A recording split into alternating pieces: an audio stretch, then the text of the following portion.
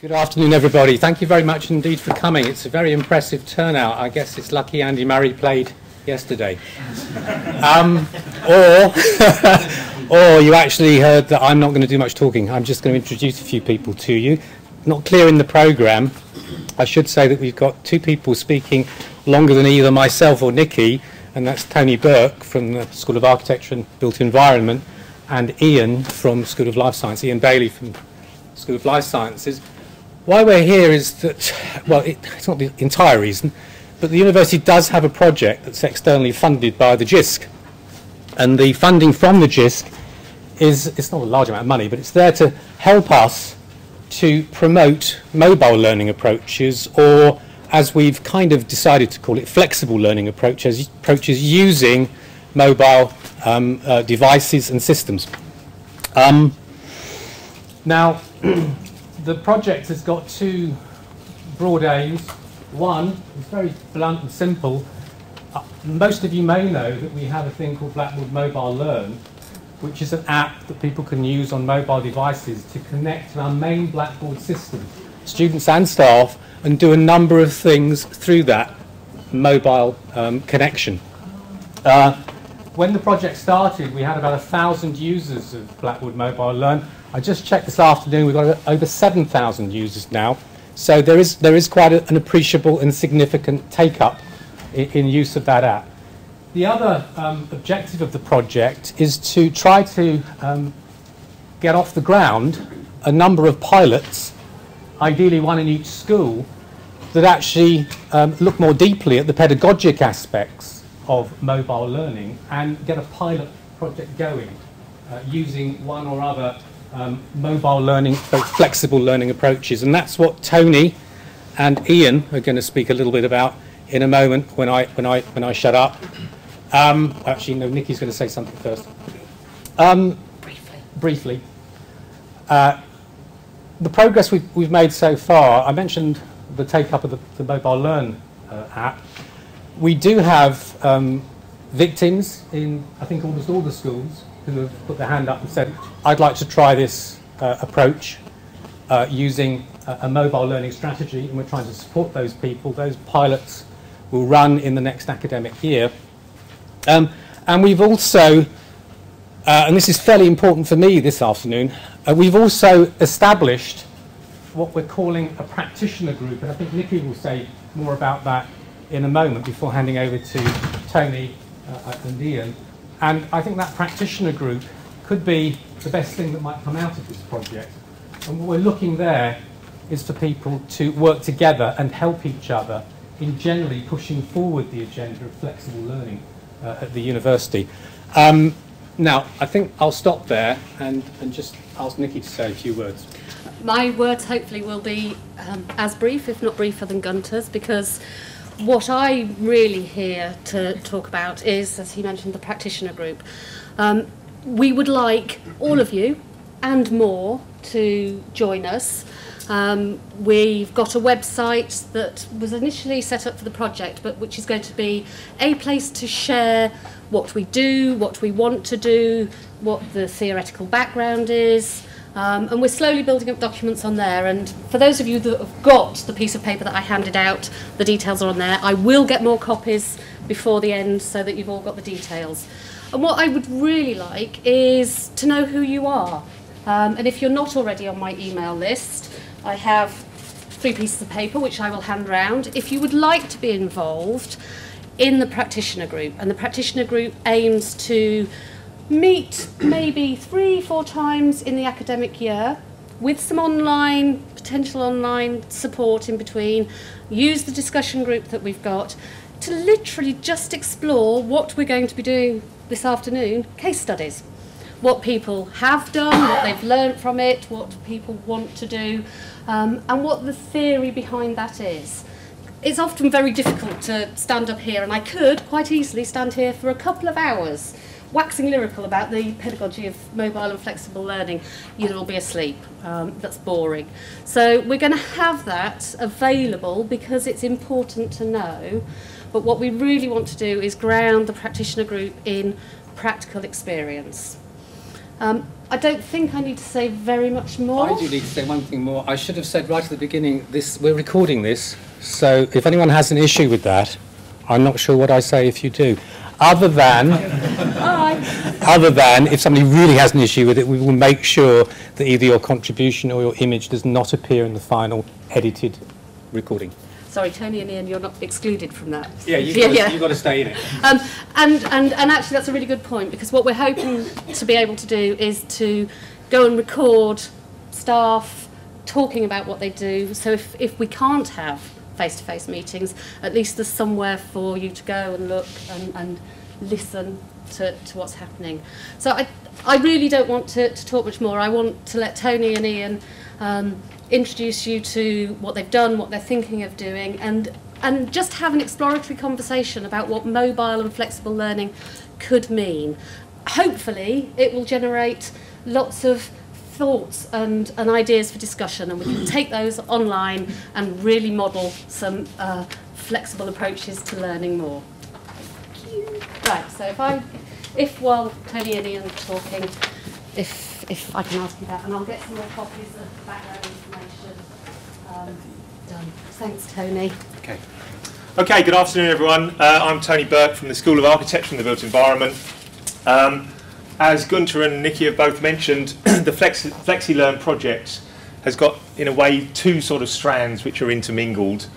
One is the mobile learning tools aspect, and the other is the use of Web 2 tools. I'm going to be concentrating more in this session on the use of Web 2 tools. I should stress that really nothing I'm presenting here is particularly innovative.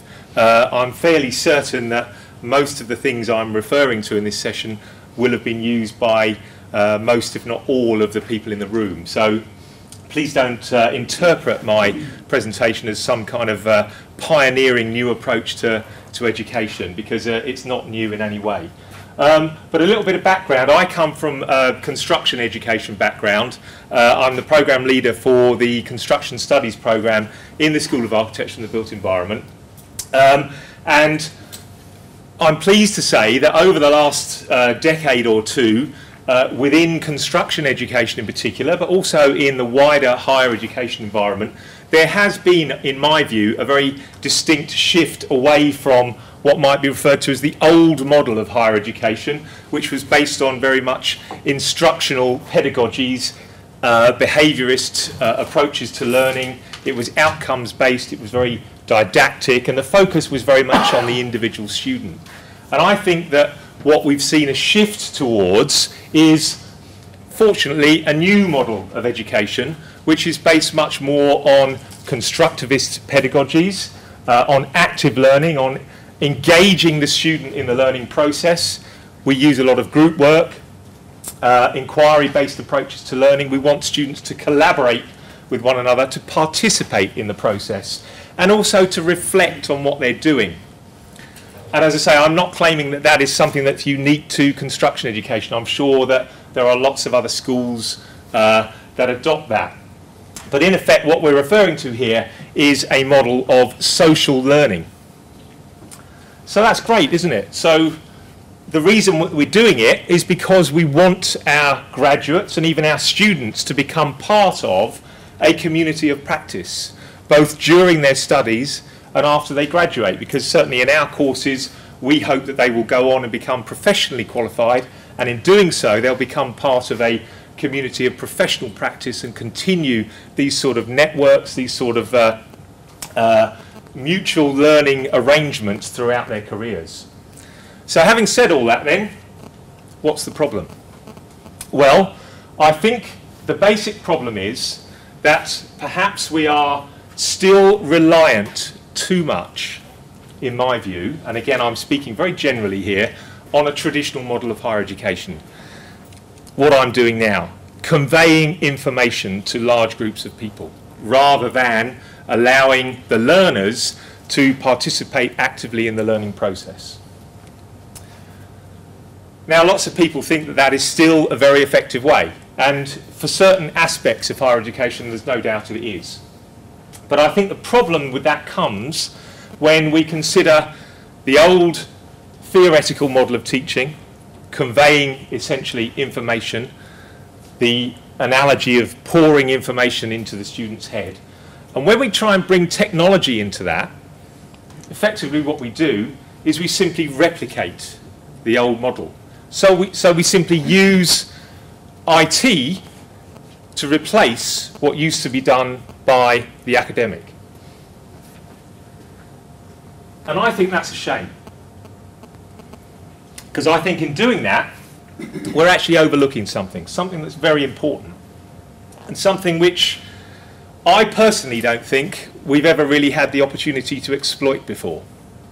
And that is that the technologies that we've now got available to us for the very first time, they actually fit in perfectly with this social model of learning. They enable students to interact with one another. This is a point that's made by Martin Weller in his book, The Digital Scholar. Martin Weller's a professor of educational technology at the OU. And he cites Gráinne Connolly in his book. It says, arguably, there's never been a better alignment of current thinking in terms of good pedagogy, i.e. social learning, with current practices in the use of technologies. When we talk about these technologies, clearly what we're referring to is Web 2 technologies. And the difference, for anyone who's not aware of it in very simple terms, the difference between Web 2 and what is sort of retrospectively called Web 1 is that Web 2 allows that interaction to take place. When the web first became mainstream in the 1990s, it was essentially a publishing platform. One person publishing information which could be viewed and consumed by lots of people.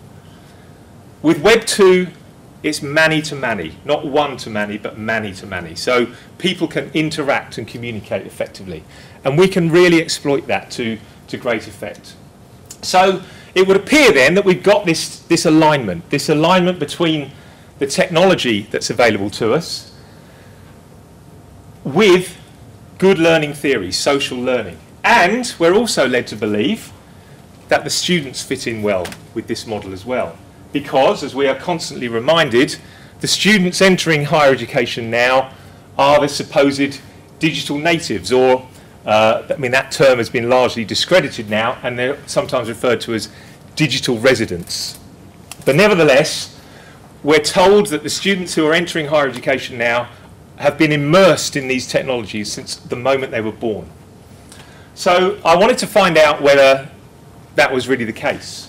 So at the start of this academic year, just gone, I did a very, very simple survey of all the new students who joined our programme. I got 129 responses from students on 5 different courses. It was students who were both full-time and part-time. So it was a reasonably good cross-section, a reasonably good sample. And I started off, these are just the key findings. I started off asking them what sort of technology they had access to. Now, 89% of them had access to their own personal PC or laptop. Only 16% had an iPad or similar. I think that's something that's going to be growing. But 87% had a smartphone which was capable of accessing the internet. I asked them about social networking. And whilst the majority of them, something like 3/4 of them, had Facebook accounts, but 66% of them said they didn't regularly update their Facebook status. All they ever did was view Facebook and view what was going on in other people's lives. 80% of them didn't even have a Twitter account. 86% had never maintained a blog, and 73% had rarely or never even read a blog. 72% never contributed to a wiki. 54% never contributed to a discussion board. You're getting the picture.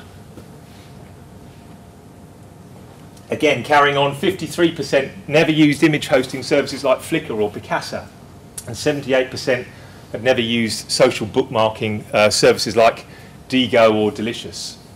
So what's all this telling us? Well, in my view, what it's telling us is simply that we cannot assume that when our students join our courses at the university that they are digitally literate. What do we mean by digitally literate? Well, this is the definition promoted by Doug Belcher of JISC.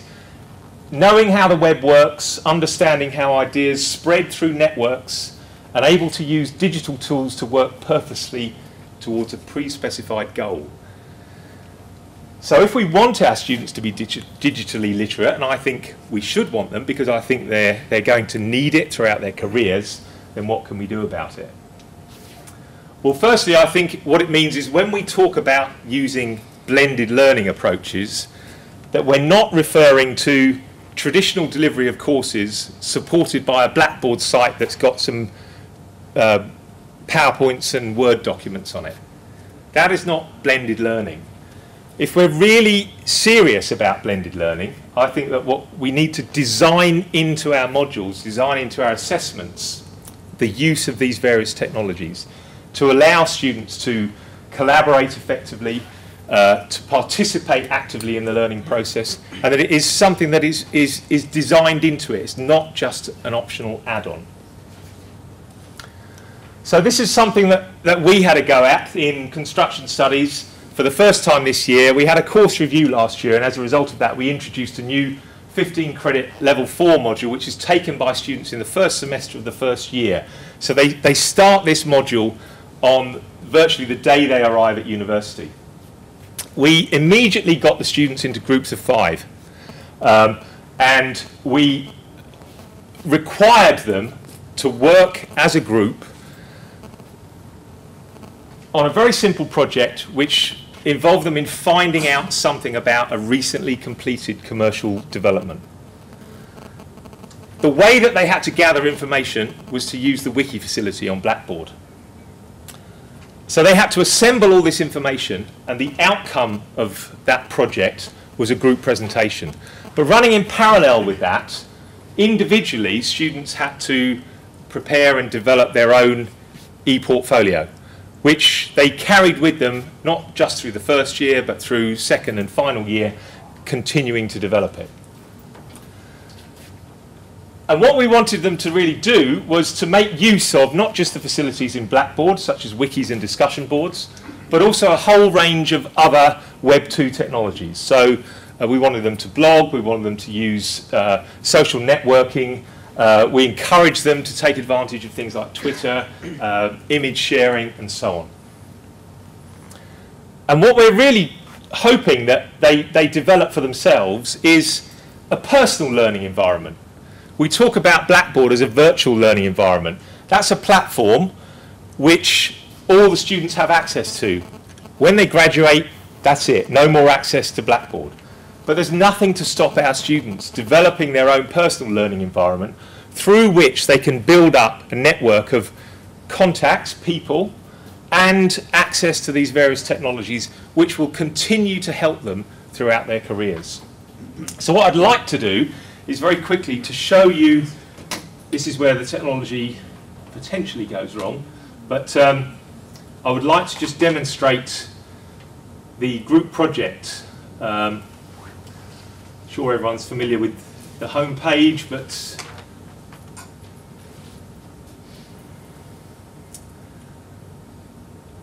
what we did was we set up on Blackboard about 30 groups and asked students to self-enroll. Now I'm obviously going to select a group that did a particularly good wiki, and it was a particularly good example, and I have to confess that they weren't all anywhere near as good as this one. But this particular group worked on a development known as Neo Bankside, which is right behind Tate Modern on the South Bank. And 5 students, they worked together. Here's their wiki. This is the front page of it, so they've provided links to all the different parts of the wiki. They've even uploaded a sort of a time-lapse photography video of the development. The wikis are great because 5 students, no matter where they are, can upload information, they can edit each other's work, they can upload information in text format, video, images, and so on. This particular group actually prepared a screencast which demonstrated how they went about their project, and I thought I'd just show you a little section of this. My name's Daniel Edwards, and I've produced this short video on behalf of Group 13 who are looking at the Neo Bankside building. The aim of the video is to The aim of the video is to demonstrate the wide range of sources we've used whilst researching the Bankside for our group wiki. We began our research looking at the University of Westminster's online library search. Starting in the books and journals section, we looked for the building Neo Bankside. However, we didn't actually have much luck.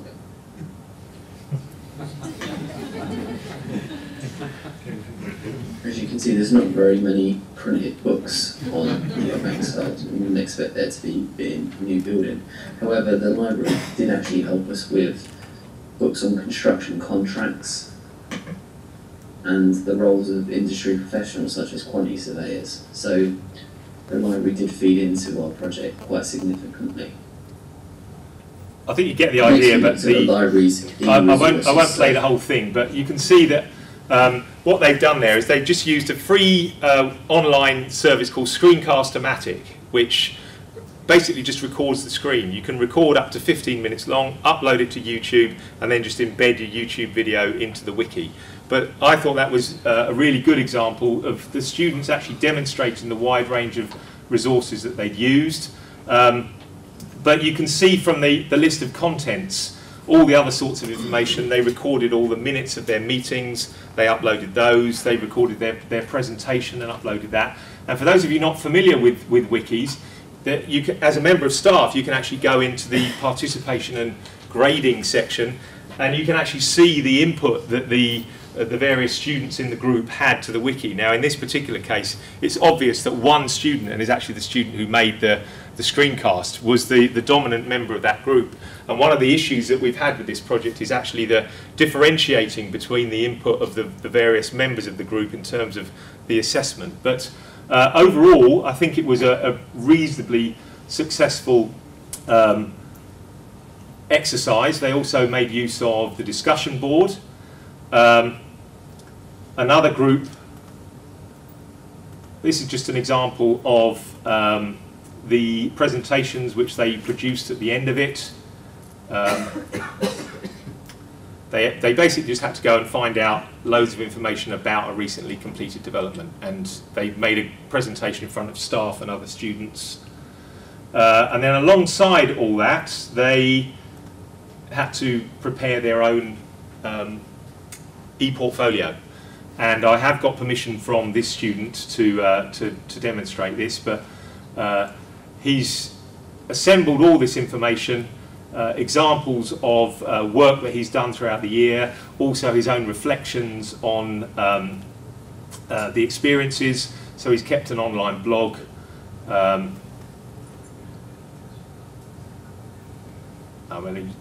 There's no point in reading through it, but it's just an example of the sorts of things that were done. So just really to finish off, what did we learn from it? Well, those are the main points that we took from the exercise. The first thing was we tried to do this project in over a 6-week period, and it was really intensive for the students. And given that a lot of them had just arrived for their very first time at university, it was too much. What we're going to do next year is actually spread it over the whole semester. I think in terms of our brief to the students, I felt that we needed to perhaps structure the project a little bit more clearly and define exactly what we were expecting of students. Some, like the group I demonstrated, they really went to town with it and did a great job, but others, it was much more superficial. So we need to provide a little bit more guidance on how to use some of these technologies, how to exploit them to good effect. I've already mentioned the problem we had with balancing the assessment between individual and group participation. And I think that the last thing that I took out of it was a need for a more explicit link to the e-portfolio, again to make it absolutely clear to students how the experiences that they get from participating in the group project can feed into their e-portfolio. But that's it. I'm happy to answer any questions, or I think if we want to hand on to the next presentation.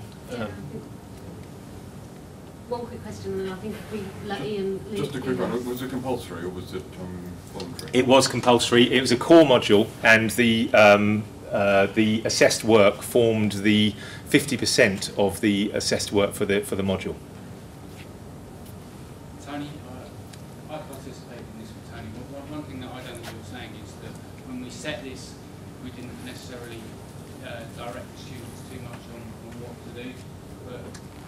think we were genuinely blown away with how much they did. Okay, they did so much more than we would have expected them to do, and they probably got so much more out of it because they did that. Because we didn't set boundaries, and the stuff that they were going into was potentially level 6 stuff in sustainability and all those sort of things that they pulled out of it. So from that point of view, it was quite remarkable. Yeah. Was there a reason why you did the group portfolio using the Blackboard Wiki as opposed to using Google Sites? It was really because the facility to set up groups and manage them more effectively within Blackboard. I would certainly wouldn't rule out using Google Sites in the future, but in the time we had available to do it, the facility was there. You know, I'm open to alternatives though, so there wasn't a really strong reason.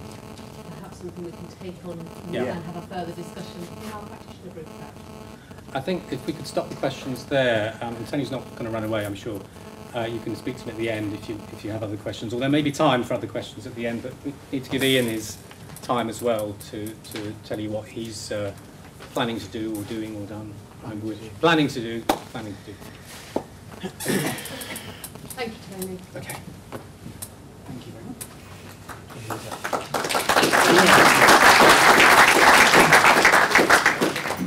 Okay, hi. My name's Ian. I'm from the School of Life Sciences. I'm a lecturer in toxicology for my sins. So I'm here today to talk to you about something I'm planning on doing next year, which involves social media and Twitter. So the first thing I want to know is how many people have one of these? That's pretty large. Not necessarily this. Doesn't have to be an iPhone, but it has to be some kind of smartphone. Internet accessible. Okay, who has a Twitter account? A surprising number of people. Okay, so of you who lecture, how many people see students playing on their phone? A lot. Reasonably large amount of time. Students are on their phone. Makes you quite angry, really, doesn't it? It's like, you should be listening to me. But rather than shouting at them, I decided, well, let's try and engage with what they're doing on their phone whilst they're supposed to be listening to me. So the first thing I'm going to do, which is what you should never ask a group of people who are listening to you to do, is to follow me on Twitter while I'm talking to you. So if as many of you as possible can log on to Twitter and find me and follow me, that would be lovely. If you don't, that's fine. I've got a few victims already. Clements, I'm watching you. Right, so the next question I have for you is what is social media? What do you understand about social media? Anybody? Wow, it is like teaching. Anybody, what's social media? People throwing ideas back and forth. Hello, I'm in a shop and I'm buying something. Okay, good, perfect. So it's an anecdote about life, something happening. It can be for people to whine or whinge or rant. As in my case, I rant about people on the train. But I do. It's a tool to socially connect with. Yeah, exactly. Now, the other thing it is a tool for mass broadcasting or something. So has anybody seen the university Facebook page? Now, before I say this, does anybody here run the university Facebook page? Because the university Facebook page is exactly what you shouldn't do with social media. It's not a venue for essentially giving press releases and generic bits of information about, oh, a bunch of students in this school did this today, yay. It's for engaging with people, with students. So you can't just set up a course website and start using it like Blackboard, sending out assessment deadlines and what the assessment is, where to look, read this paper, that kind of thing. You've got to use it as a system to engage with them on a personal level, if necessary. Now, that's not to say you can't give generic outlines and deadlines and bits of information, and the thing with Twitter is you're limited to 140 characters. So the other question I have for you is, who here has received a long, verbose email about something and cringed? Most people have done that. Somebody sent you an email and they've over-explained everything to the minutest detail, and you think you could have done this in 2 bullet points. So Twitter removes that function. The other thing, and I'm guilty of this as well, is putting out too much information on Blackboard. It just becomes white noise. The students don't read it. Okay, so we all do it, but if you limit it to 140 characters, you almost can't make it white noise, unless, of course, you tweet repeatedly to try and get the long message out. So the other questions are, we get to all these social media sites, and it's all very on me waffling up here about how we can use these things, or why we should use them and how not to. But how do we get the students to engage with what we already have? So we tend to use Blackboard, which is fine. I'm probably going to kill me after this, but anyway, we use Blackboard and email. How many people have found students don't read Blackboard? Never looked at it in their lives. Not once. How many people have realised that they don't look at their university email account? Quite a few people, they just don't bother. They seem to have 20 personal email accounts for different aspects of their life, but they can't bother with a university one, and they can't figure out how to redirect it to their personal email. That seems to be a technological step too far. So the question is not how can we get the students to engage with Blackboard and email, is how can we get Blackboard and email to engage with the social networking the students are already doing. So what I'm planning on doing is using Twitter to try and build learning bridges. Now this is very Americanism bullshit, but essentially I'm using Twitter to reinforce what came before, what I'm doing now, and what's coming next. So the other thing we notice is that students forget that just because I'm teaching biochemistry now doesn't mean it doesn't apply to pharmacology later on. Or just because you're teaching about architecture doesn't mean it doesn't apply to another module they're doing later on. But because it's modularised, and it doesn't matter if it's modularised or not, the students seem to break it down into pieces of learning that they forget about instantly. Including within a module. So if you've got 5 lectures within a module, and you're damn sure somebody gave a lecture on fatty acid synthetase last week, and you could say that to a bunch of students and they'll be going, sorry, I've never heard of that in my life. Well, I'm sure you did, in fact, because you had a lecture on that last week. And sometimes it's when you gave the lecture and you stood in front of that student and you think, you were here. Now, the way I'm going to do this is quite simple.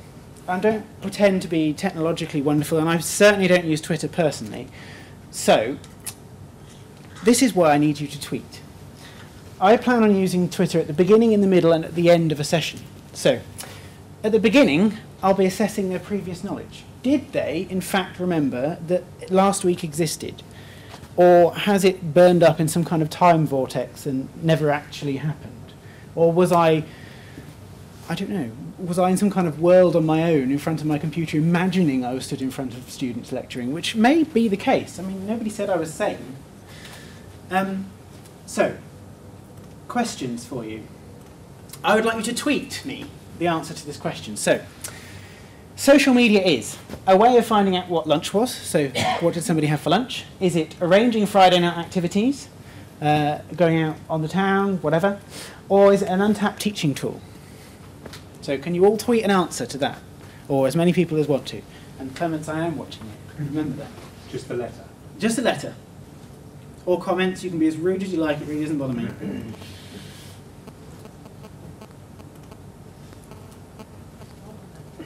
Okay, so Tony's already tweeted, Mark's tweeted.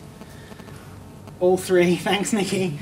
So this gives me a litmus test. I've polled to see if you were listening or have remembered anything. And well done, you've all passed. Well, those that have done. And it's easy to do.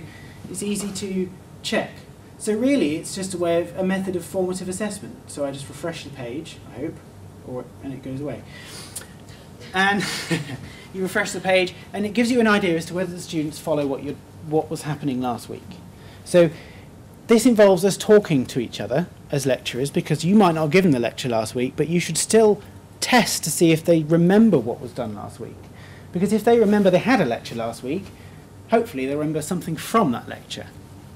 So if I go on to the next question. So the other thing is to gauge understanding. So the whole point of formative assessment is not as a form of assessment. It's a form of you finding out whether they are with you or whether you're behind or in front of them by some considerable distance, which is usually the case. So, the question here, are you asleep? Are you wondering what I'm talking about, or are you thinking about joining in?